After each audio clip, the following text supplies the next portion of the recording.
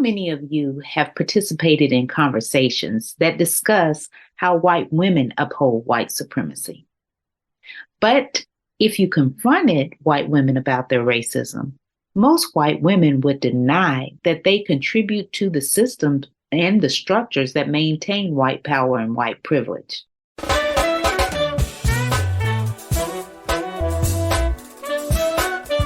Welcome to the Empowerment Zone with Ramona Houston, where we zone in on Black and Brown relations and our journey to empowering our communities.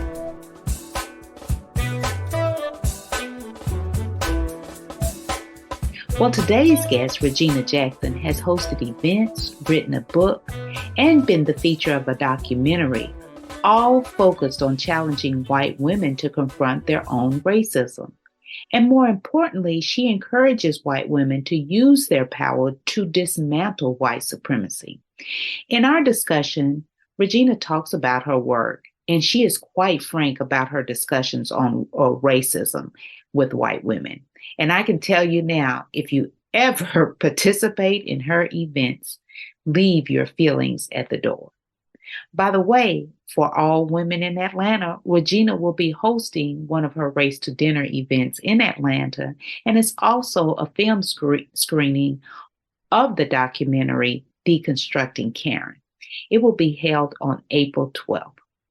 See show notes for more information about Regina and how you can participate.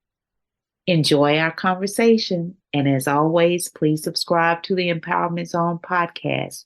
We need your support, and we also need you to give us a rating on Apple Podcasts. Thank you. Your support will ensure that we continue our journey in empowerment and impact.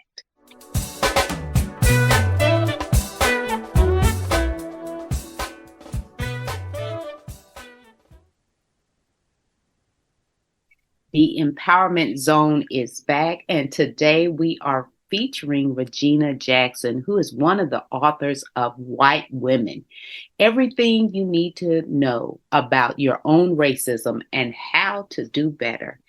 Now, of course, I am excited about having Regina here today because I am a social impact strategist focusing on diversity, equity, inclusion, and accessibility, and really dismantling racist structures which uphold white supremacy. And here we're going to have, today we're having a conversation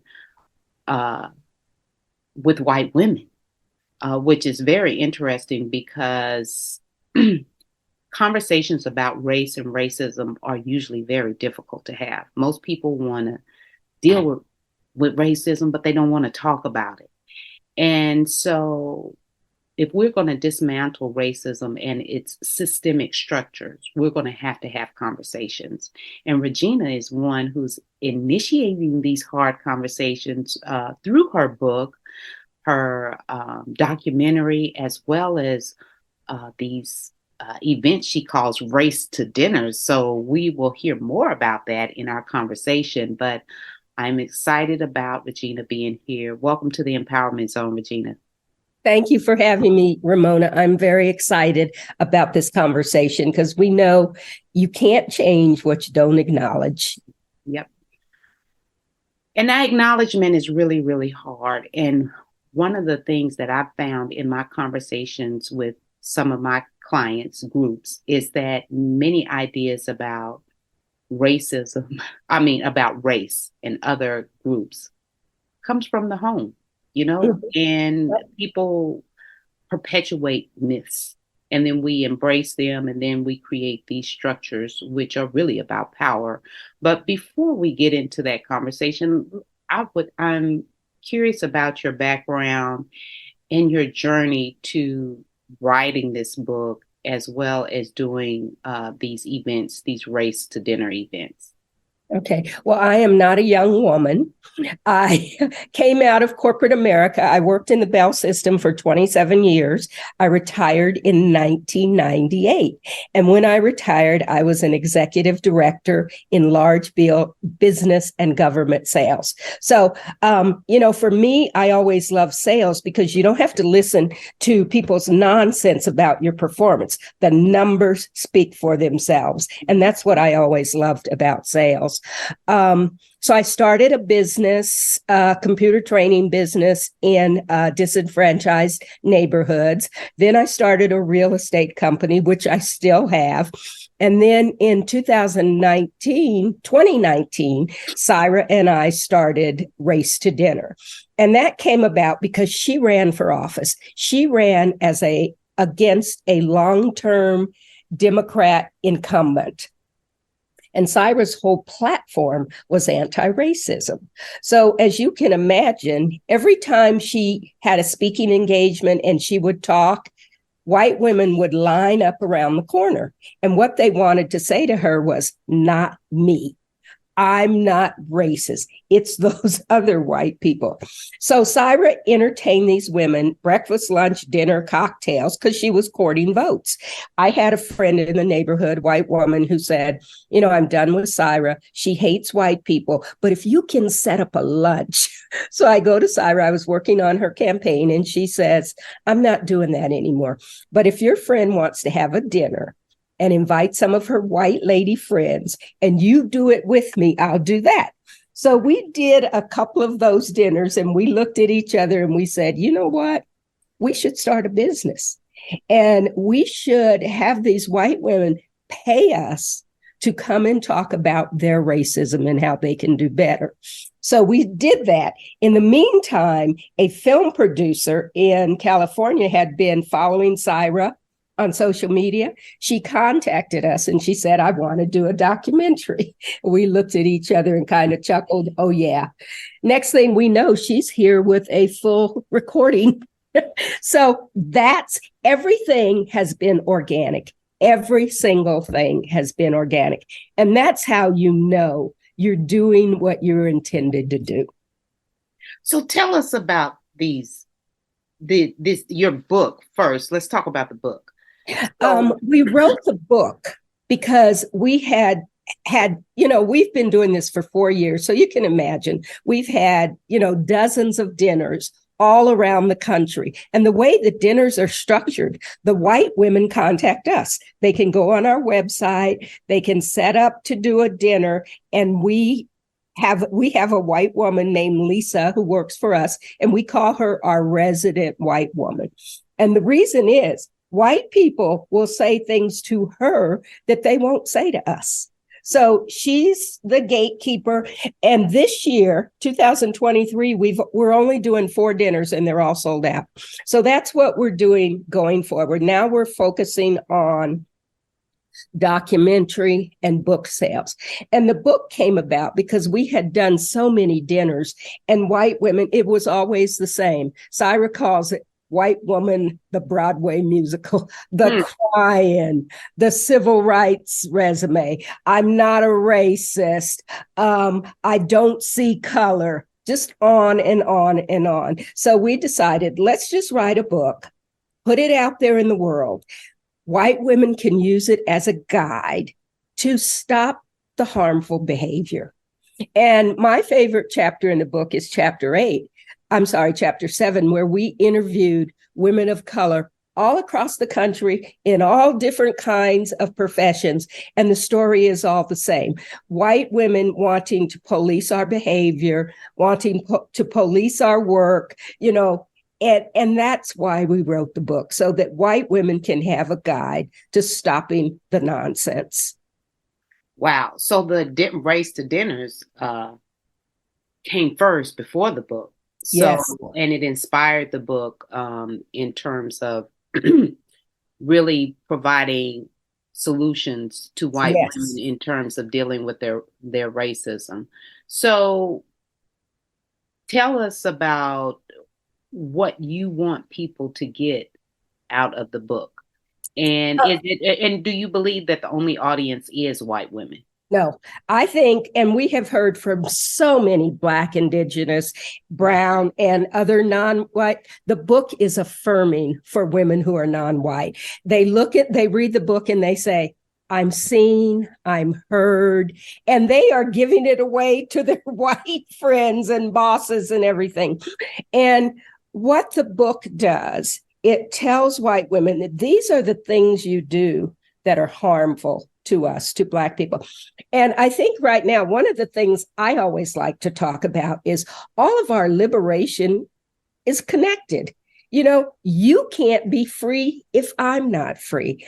And I think we are seeing that, number one, with Roe versus Wade. Are we not? Mm-hmm. We're not just losing our bodily autonomy. White women have lost theirs too. Mm-hmm. And this whole gun nonsense, I talk to white women about guns. I'm like, it's your kids who are shooting up schools, okay? It's white boys who are going in and shooting up schools and killing white kids. How can you be indifferent to that, okay? And we know that guns go all the way back to slavery. 25 of the 55 people in the Constitutional Convention were slave owners. Mm-hmm. So they put the Second Amendment in there so that they could always have access to guns to maintain their slaves and stop slave risings. And, we ask white women, tell the truth, acknowledge the truth. Once you start acknowledging the truth, then we can move forward. But as long as you want to continue to lie, we know that white people need their guns to protect them from us. We know, and they know we know. So let's stop lying about it and tell the truth. So you want white women to understand how they actually operate in this system and how they can challenge the system. The system, yes. And this book is affirming for women, Black women and people of color. So it's actually, the audience is wider than just for white women.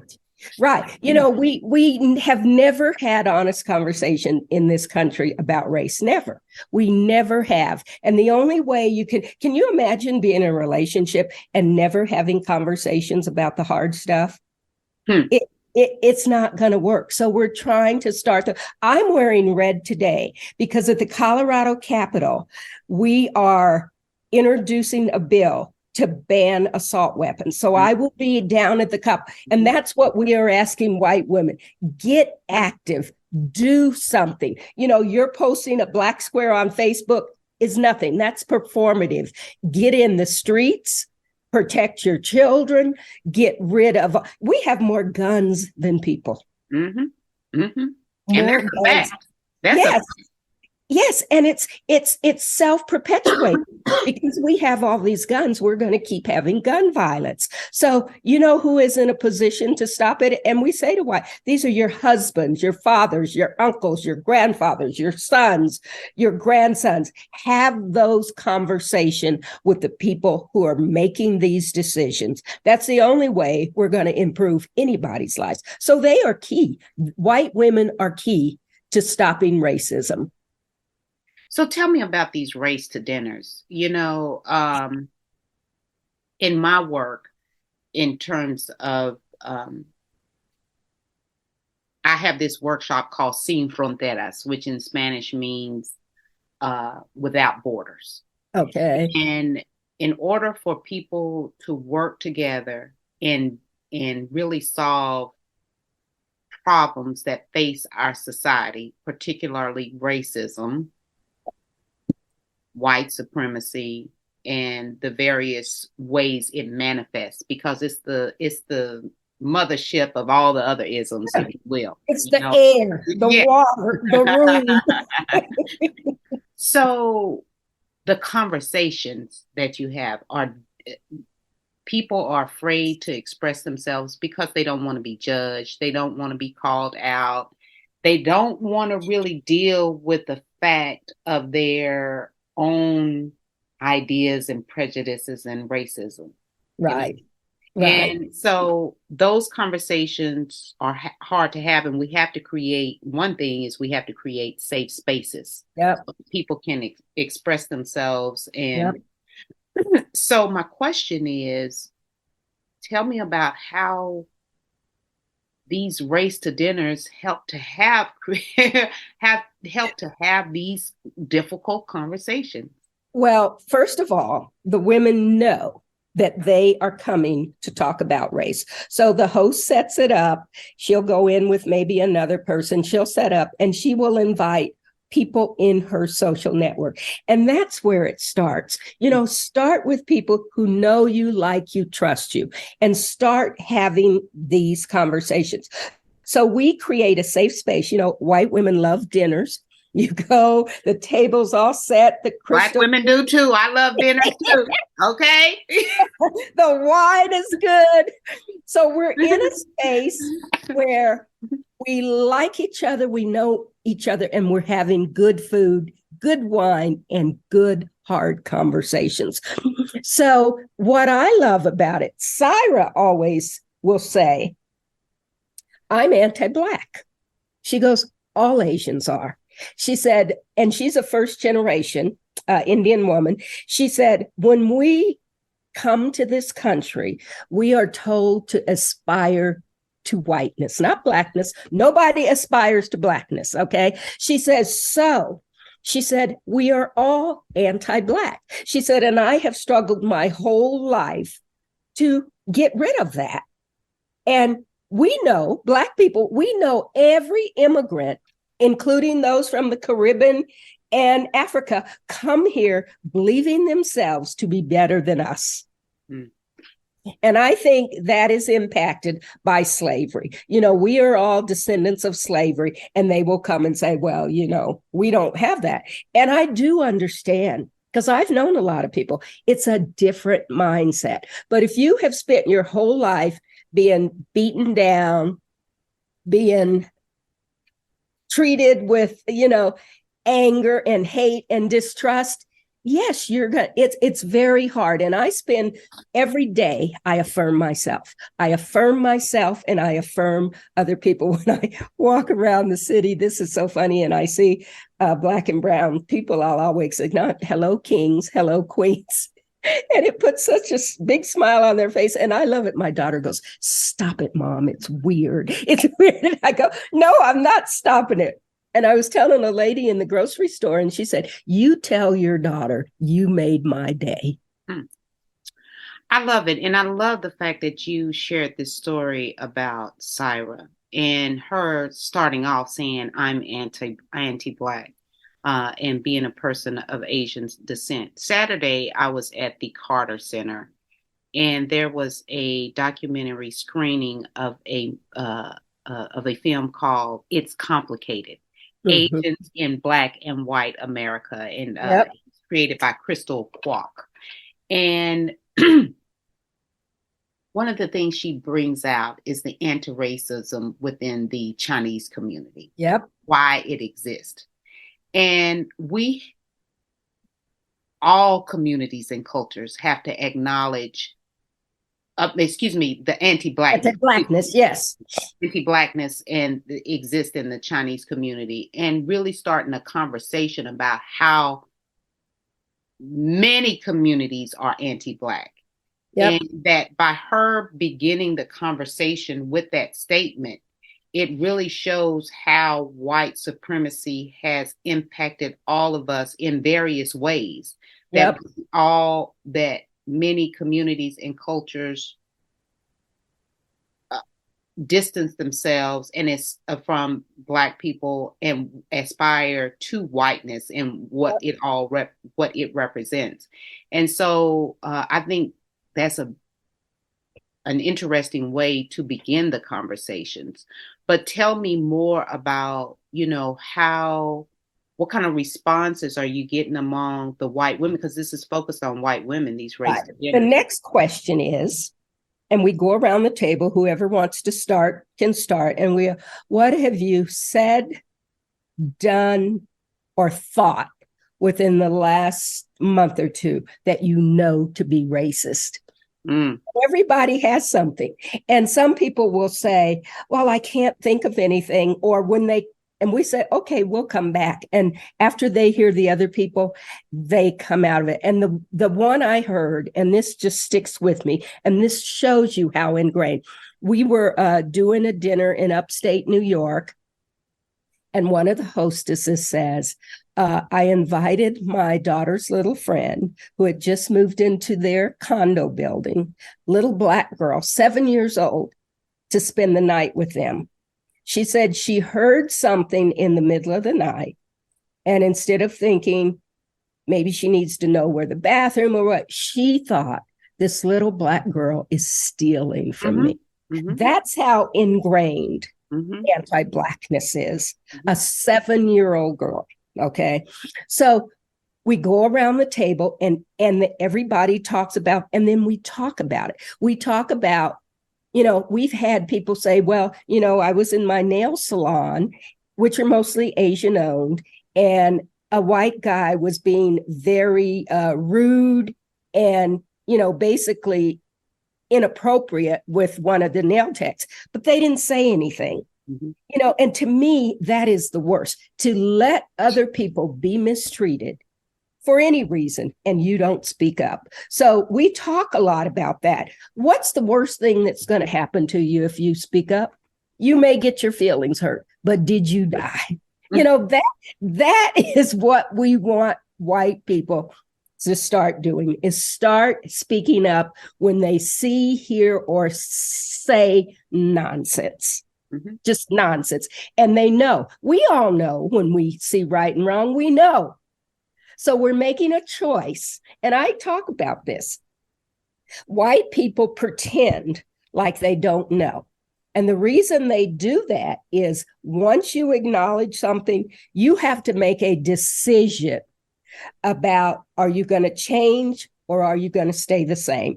And it's easier to pretend like you don't know, and then you don't have to change, because there is always pain with change. And that's the trap that white supremacy falls into. And that's what we're trying to get white women to see, to acknowledge, this, what's right. Why are you not doing it? What is stopping you from doing it?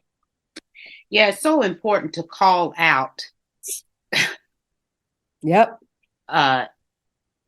Events, occurrences when they happen. I just call it nonsense. Yes, yeah. It silence. You're complicit when you're silent. Exactly. Right? Martin Luther King has a quote about that. Yep. It's something about. Well, let me stop because I can't really say it. I know a million people know that quote about how when good.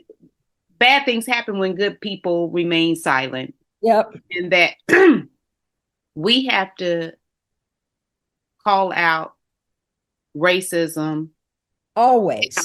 In always and in all ways, right? Yep. Because we have our own little small group of friends that may say some things or may do some things that are inappropriate, but we want to be loved and liked, so we don't call it out. We have our families where at Thanksgiving dinner, they might say something that is inappropriate. Hey, and then we have our colleagues at work. But one of the things I always say in my workshops, the way you call it out may be different. I might be a little bit, I know I'm different with talking to my grandmother, correct? Yes. Because she's your grandmother. Yeah, she's my grandmother, and I'm going to call it out, and I'm going to talk to her and say why this is, inappropriate, or you should rethink this, versus how I may call out a good friend or my sister or brother or colleague. So we have to do our work on an individual and it's all about level. The individual. And white women are socialized to be nice. Okay. We call it what? White nice. So what does nice mean? That means you don't call out this stuff at the dinner table. You don't say, Uncle Joe, I have a problem. That's not okay with me. That white nice allows them to not call out stuff that they know they should call out. And they feel it because we talk about it at dinners. I had to tell my 84-year-old aunt at Christmas Eve dinner, she said, I don't like it when those gay people show affection in public. Mm-hmm. I said, well, how does that harm you? Yeah. She picked up.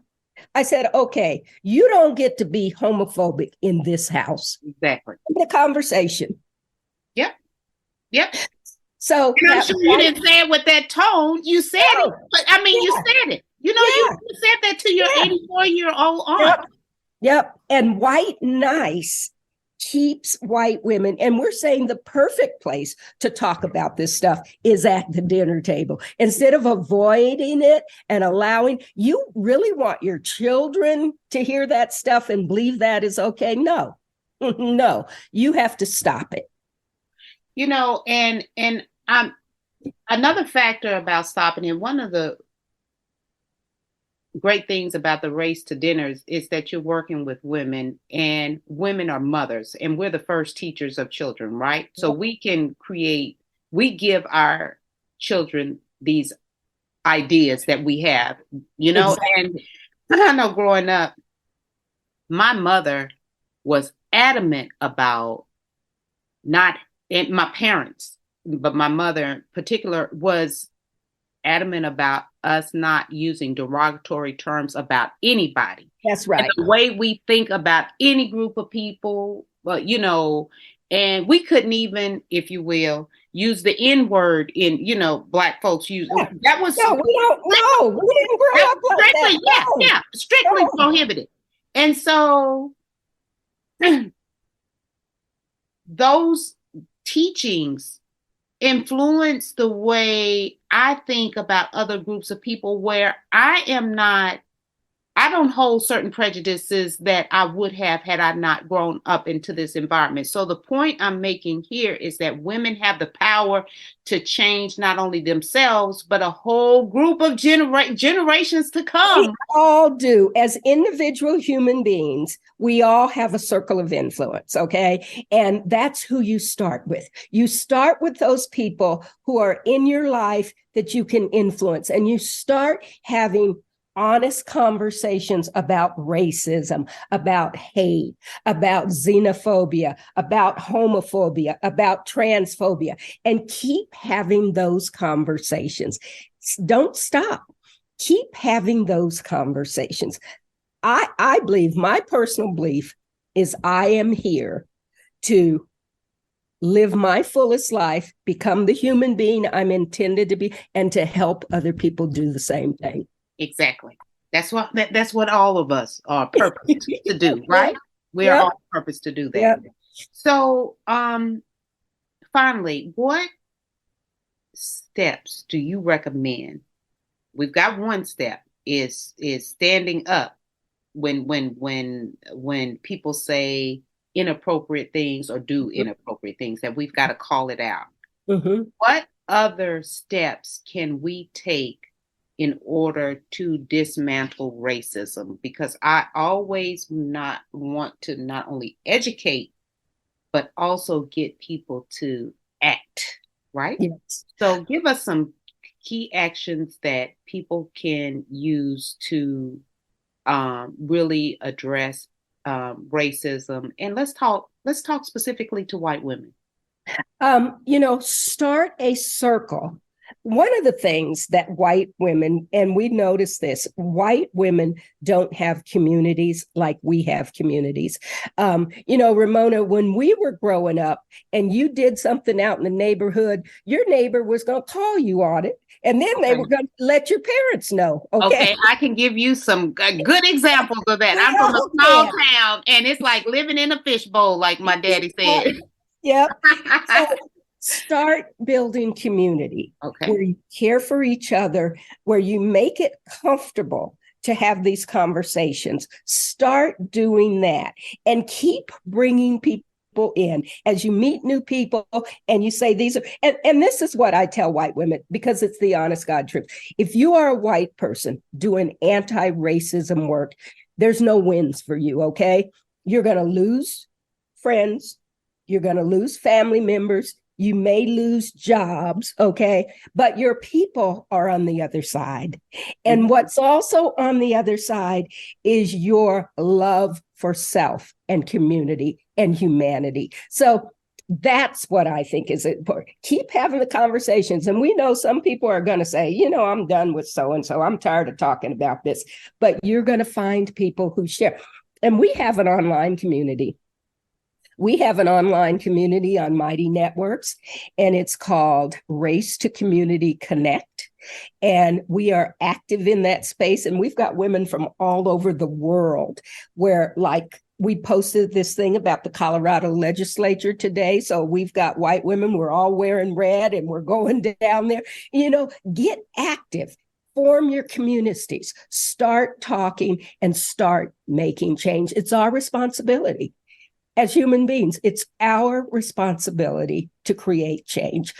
And, we say for educators, and I work with my mentor, my first mentee is graduating from Beloit College this year. And my second one is graduating from high school and going on to get out there and mentor children, be in their lives, especially Black children, because they are so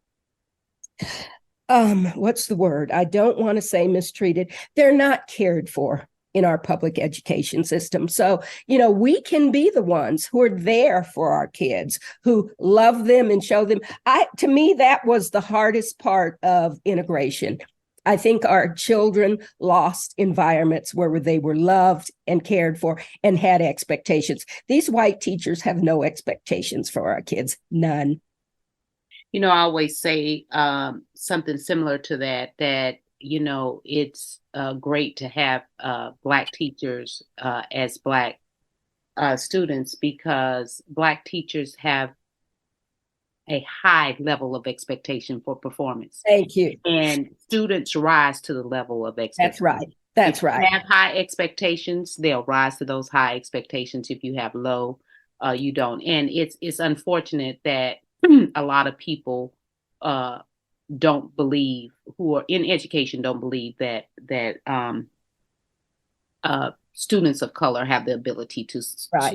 And they live up to your expectations. Yeah, kids live up to your expectations. Yeah. I'm writing a proposal now, Ramona, where I am looking at, I feel senior citizens are the most unutilized resources in our community. Agreed. So I'm putting together a proposal where we have senior citizens of color in these schools that are predominantly Black and Latina, so that they can interact with the students and the educators on things like discipline, things like expectations, just being available. So, we'll see how far that gets in Denver, and maybe it can, but, I really think our kids need us in their schools. They need to see a face that looks like theirs, who wants them. And I go in the schools and I'm hi kings, hi queens. And they just light up, and I love it.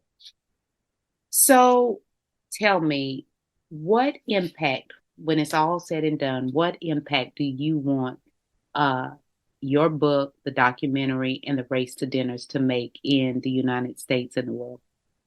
I want people to start having serious, honest conversations about race, about how we're all connected, and how all of our liberation is tied to each other's. If I can't be free, you're not going to be free.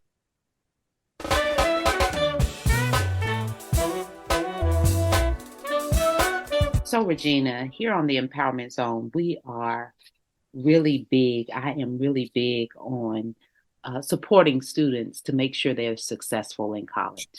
So what college or colleges did you attend, your majors and your degrees? Tell us that. And then give us a strategy that you would provide students to ensure that they're successful in college. I attended the University of Denver. My company paid for me to go into the executive MBA program. So I did that. And I would say, first thing you have to do is make sure you have a study group. I don't think I would have passed finance if I did not have a study group. As it was, I had to take it twice. But study groups are very important, and learning how to study. Okay. If you don't know how to study, you're already lost. So those are the two recommendations I would give to students. Learn how to study and get yourself in a study group. Thank you so much for those valuable recommendations.